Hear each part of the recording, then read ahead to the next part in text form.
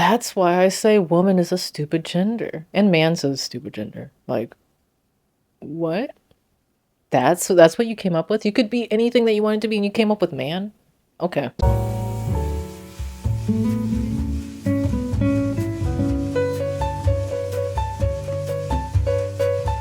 It is Halloween night and I am not doing anything because when have I ever done anything for Halloween? I work 3 to 10 p.m.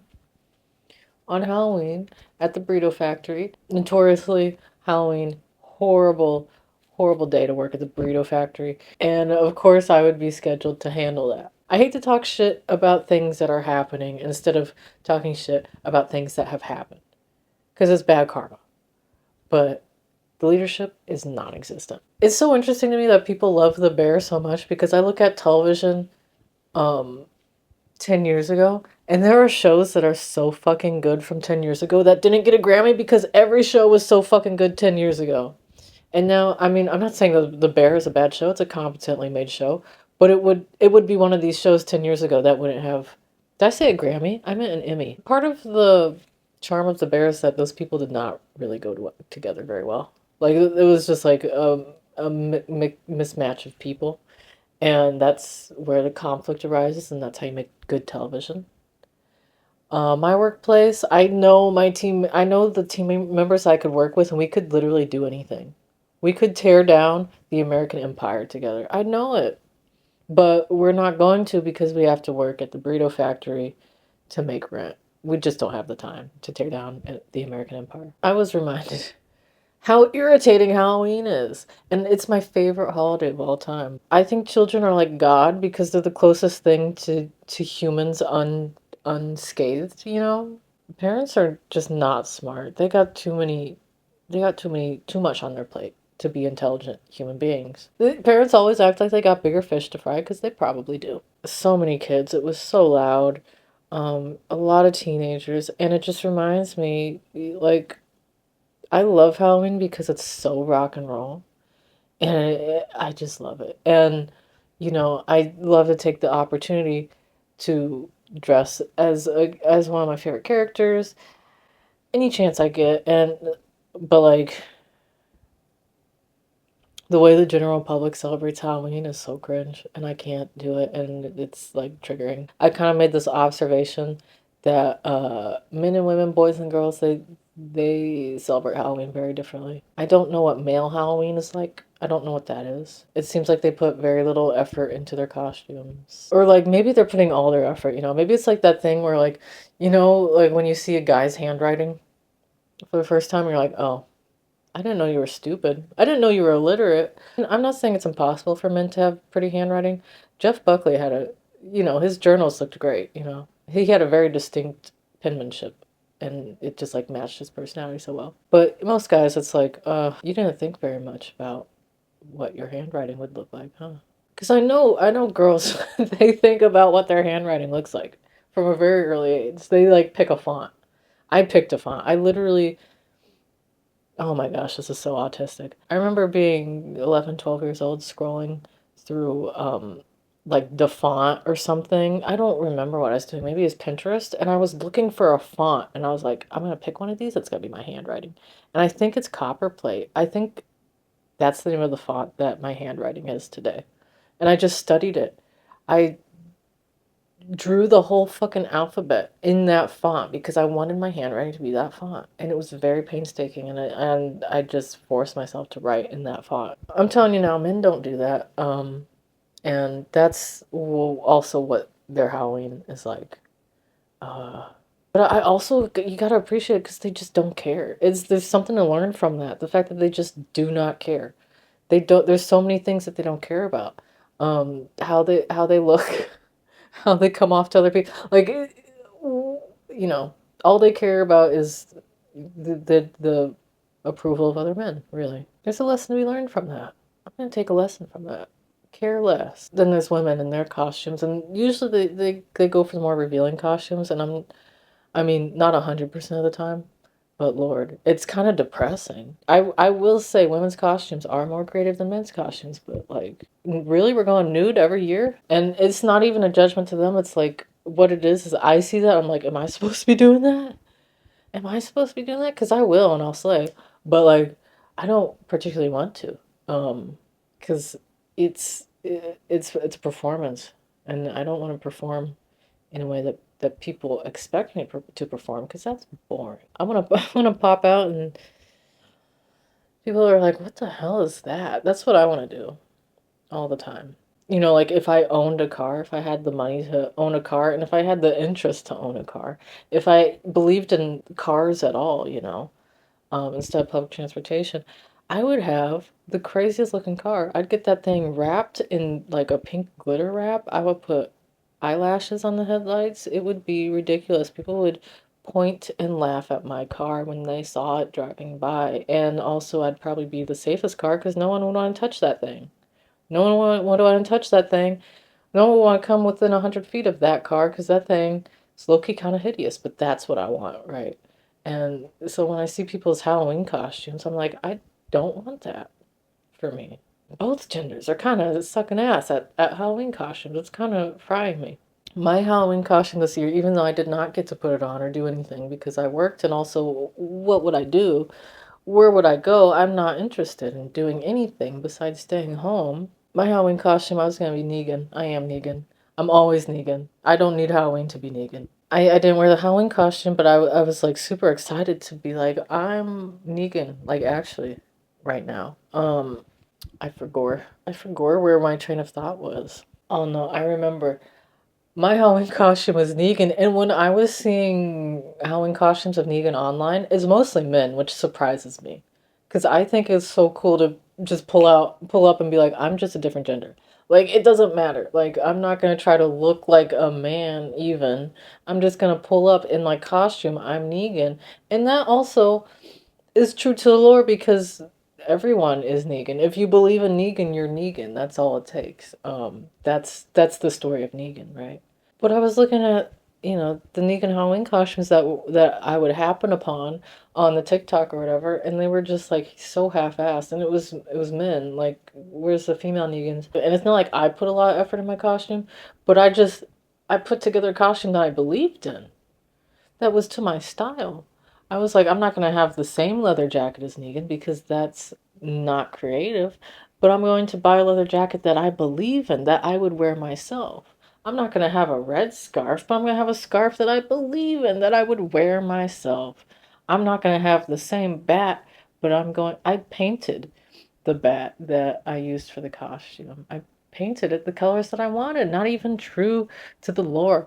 I'm like so irritated at the idea that people like put together costumes because they're like, I'm going to show up to this thing as this thing, and I'm not going to put much thought into it, or like, really, I think people are putting as much thought as is possible for them, but they're just not.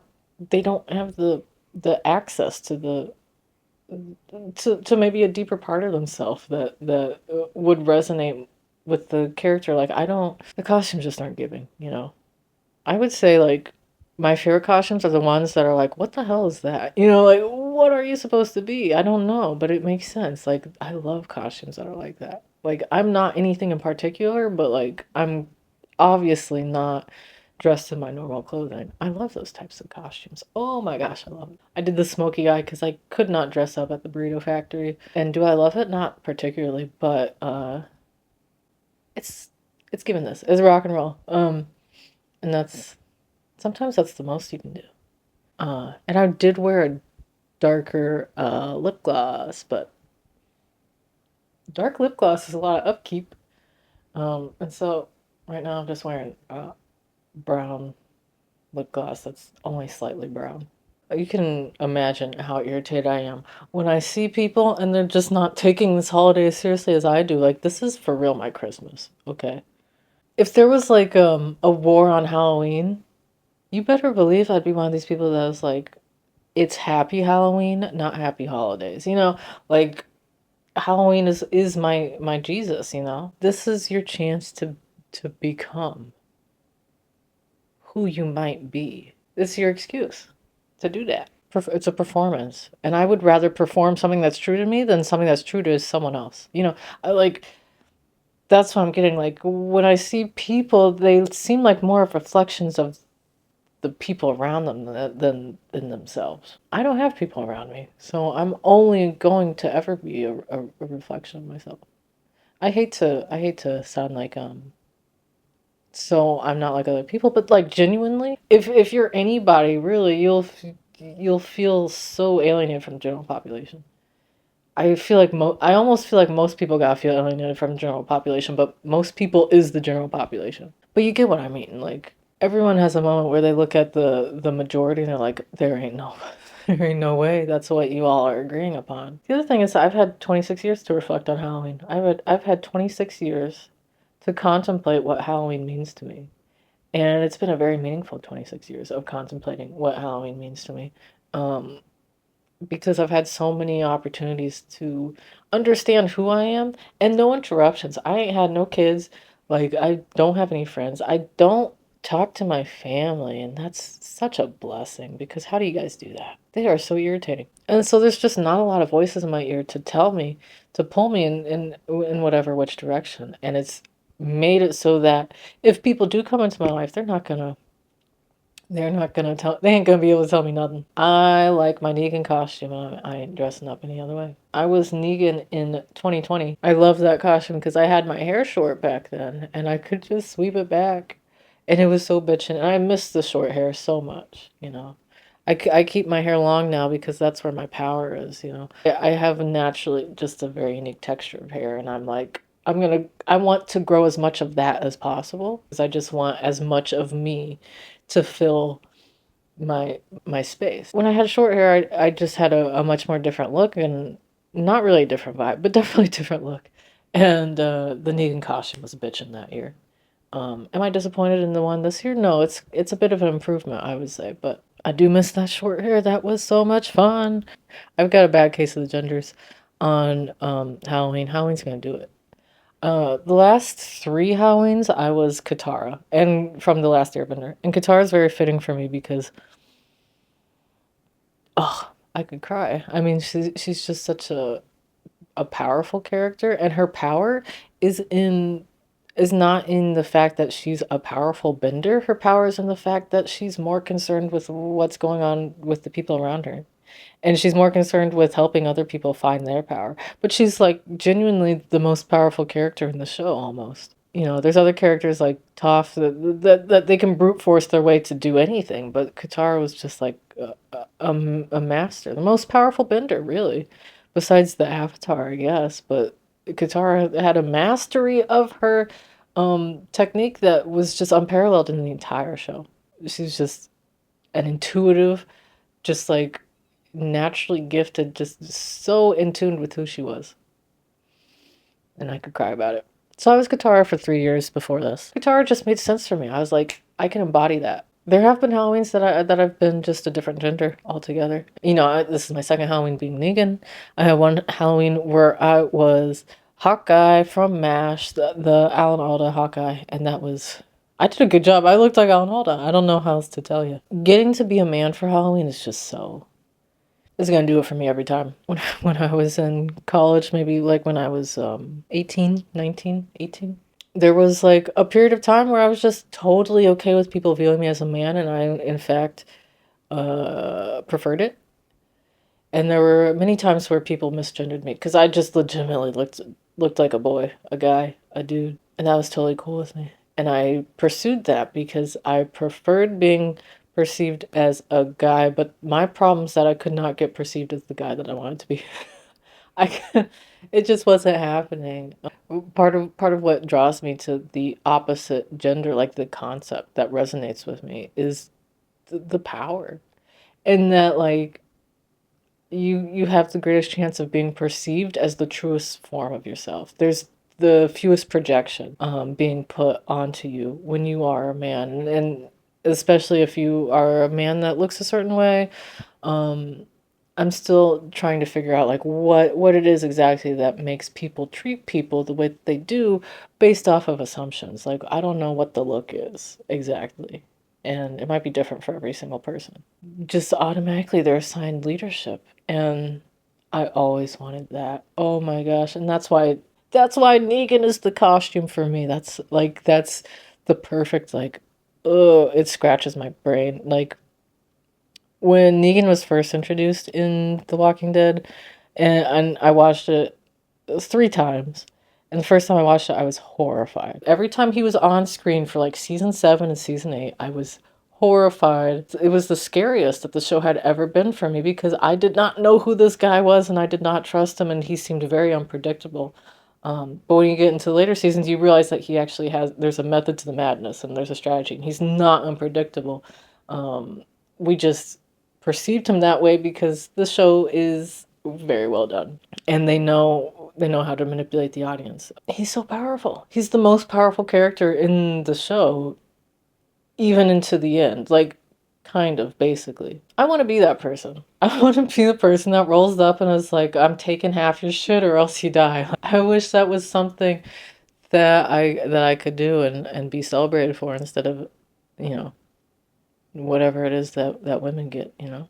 I don't want to beat a dead horse, but like everything they say about being a woman is just true. Like you get villainized for traits that are celebrated in the opposite gender. And I don't even, like, I do not particularly resonate with the concept of womanhood at all. Like, I don't get it. And everything every day just reminds me, I'm like, this is not the gender for me because like the gender roles are just not gender rolling. Like I can't roll with this gender. Especially people's concept of your own gender is what's irritating. But you know, something that I've had to come to learn is that that's not enough to change who you are. Like looking at how other people react to you and being like, I don't like that. That's not a reason to change who you are, unfortunately. I mean, so you can go ahead and do it, but like it's not fulfilling.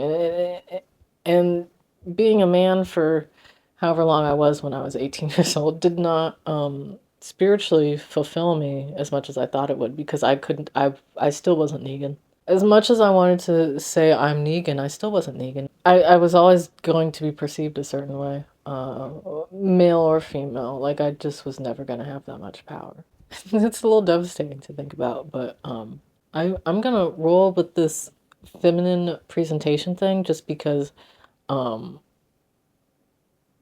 it's convenient. It's a sleigh for one. Like women are right about fashion.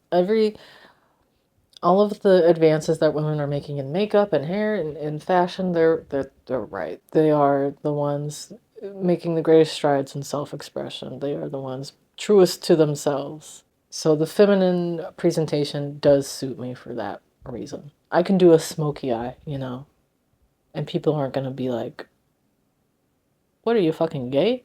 You know, a man could not do the same. Although if I was a man, I'd still be doing that. I would still be doing that, and you can say whatever you want.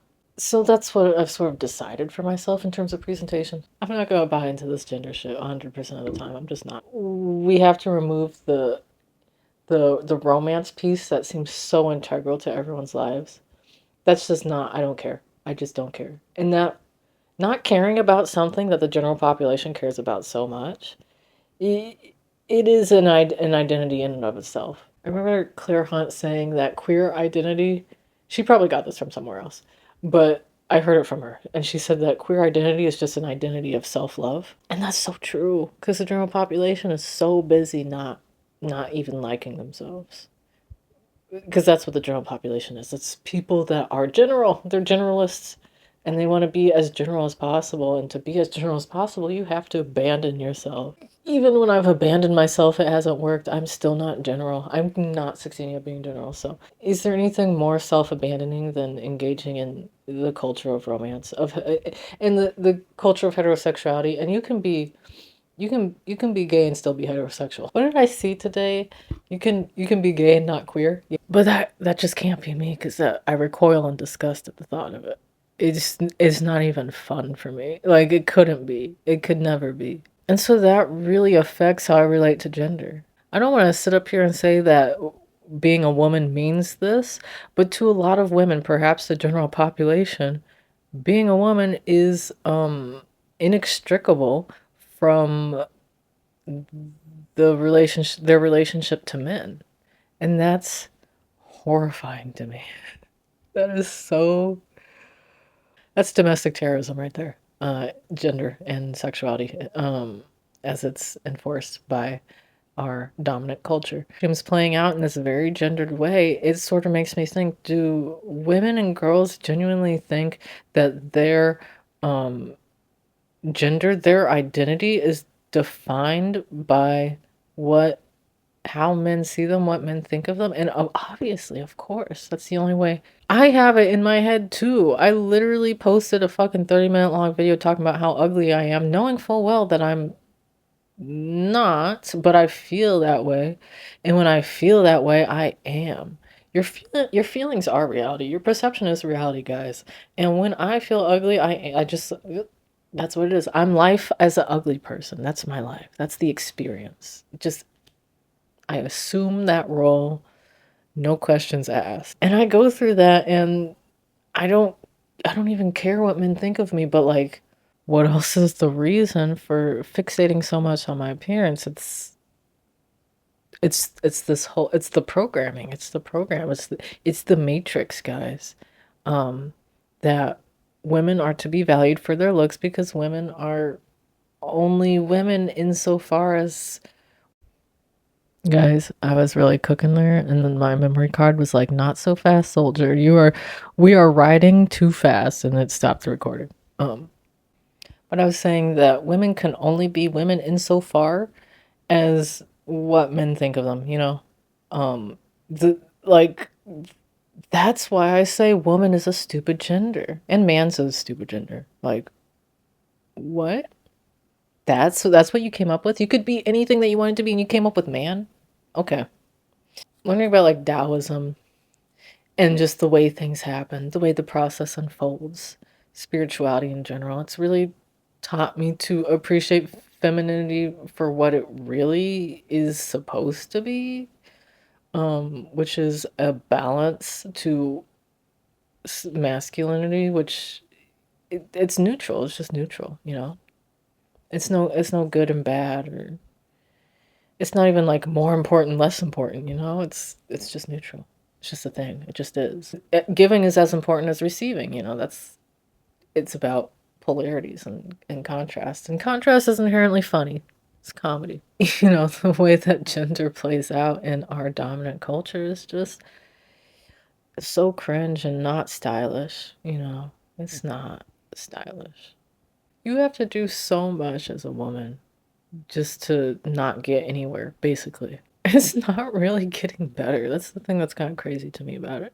I watch a television show and it's like I'm still only talking about the male characters.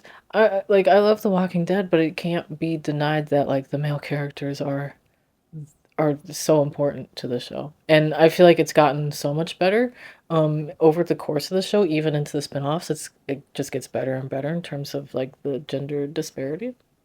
But like it can't be understated that like the way gender just is perceived, the way that we've been writing about it for, you know, the way that we write characters, television writing, movie screenwriting, it's just inherently we don't know how to write women. We don't know how to write female characters. We don't know how to write about them. We don't know how to make them important people with their own stories. We just don't. And it's kind of funny because it's like, can't you just, you know, write the script as if it's a man and then change the name and then it's a woman, you know? Like, but no, you can't because people don't want to watch that. People don't want to watch it. People have all sorts of horrible, wrong, incorrect assumptions, opinions, perceptions of women. They just see a person that looks feminine and they're like, nah, no, I can't resonate with that. It's like this is what I gotta live as, you know, all the time as this gender that people do not see as a person. Once you put race on top of that, it's like, wow. Not only do you not see me as a person, but it's like you don't even see me as sentient. Like you know, progress starts within. I know people hate to hear that, but it's true. And I know it's true because we haven't made any progress because nobody wants to work on what's inside. Not even me, bruh. Do not make me reflect. But I do it all the time and it hurts my feelings every time. I've been deconstructing the programming and the matrix, and it just makes me sad because the way that I see other women act, it is as though they understand maybe implicitly that their gender is defined by their relationship to men. And to me, I'd be like, what's the point of that? Because I'm very isolated intentionally, and I'm just not interested in the opinions, the attention, the eyes of other people. That in fact makes me recoil because that means that they're looking to me to be like, what's cooking over here? And that comes with a lot of negative consequences when people are looking towards you.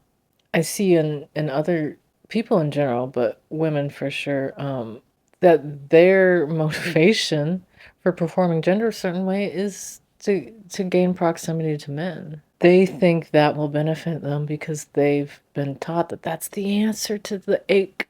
That's the answer to the malaise. Heterosexuality is the disease, not the cure. Okay. Can you imagine like living with a man? Like the fact that couples don't even have different rooms. I feel like fucking Raven Simone. Like I get a vision. I'm like, this is this is what women desire is chasing after men to cure the malaise, the ache.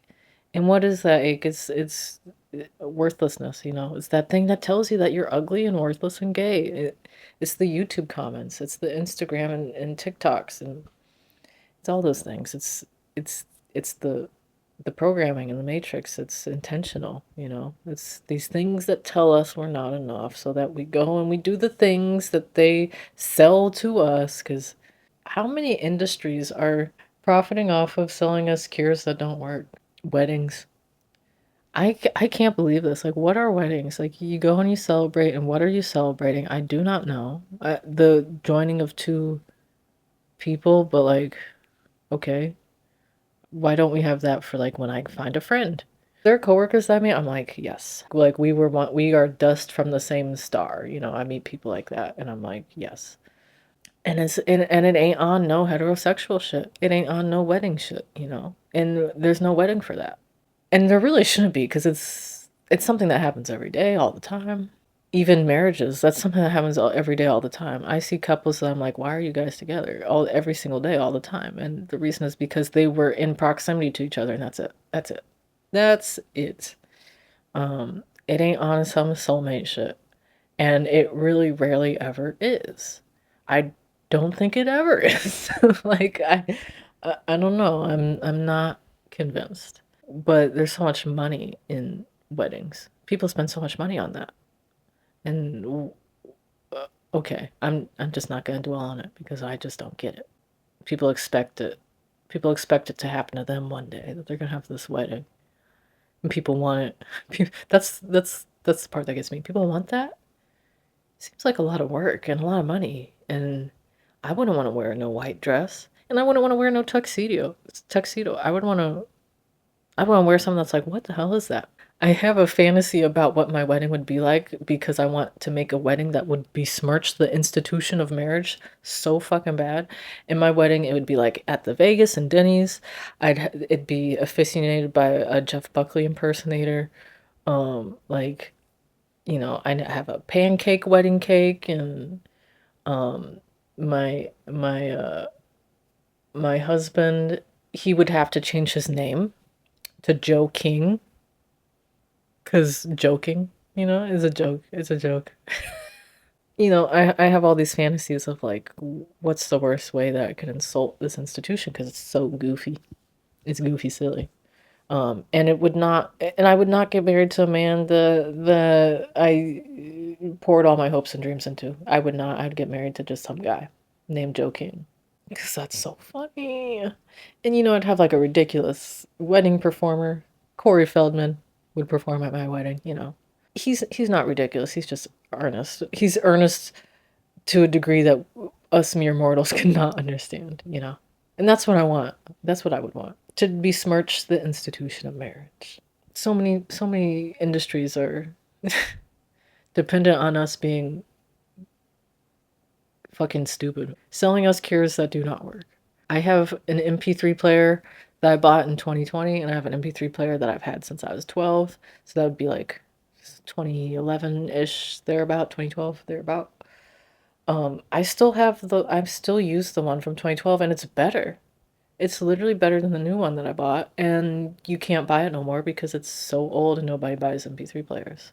But it sounds better, it works better, the durability's better, everything's better, everything's better. And it's old, it's older, and it's better, and they don't make it no more because if they made things that good anymore, you wouldn't have to buy anything because I'm still using that MP3 player from a billion years ago. Everything's more expensive but less good. Nothing works anymore. Algorithms do not work anymore. Remember when algorithms were like coming up, like social media algorithms were coming up and they were good and they worked and they just had you hooked? Like I could have wasted my entire life on TikTok. Now I'm like TikTok's like a movie night type of deal. I'm like I'm in the mood for some TikTok tonight. I look at it for a little bit and then not come back to it for until the next movie night. Everything's more taxing, less good. It's this constant upward trajectory that mimics um the problem, the malaise. It mimics the malaise within, the ache within of nothing is good enough. I have to keep doing more and more, and it's never going to be good enough. So in conclusion, I'm barely a woman. I would not call myself that. I'm a woman in theory. I'm a woman in experience only. I'm a woman in the sense that that's what people are going to treat me as, but uh I'm a little more I'm a little bit of a lot more. The bottom line is I don't know how to really get rid of the programming and get rid of the matrix, and I don't really know what the answer is yet. For me, and I think the answer is a little different for everybody. Everybody's got like a different key. There is no skeleton key that unlocks the malaise. I'm gonna do a tarot reading. I'm gonna ask the cards right now, what is the answer to my malaise? The ache within. Page of Cups, Knight of Wands, Six of Discs. I've gotten this before. I got this, I think, yesterday. Okay. That concludes tonight's episode. In celebration of my Negan costume, I was reflecting. I was like, what was my favorite Negan moment? And I'll tell you what, one of the like most unsatisfying things to watch in the entire Walking Dead universe was when Negan fucking cheese grated that guy's head in Dead City. That genuinely, like, out of everything I've ever watched on that show, that was the worst thing I've ever seen. Like, that made me no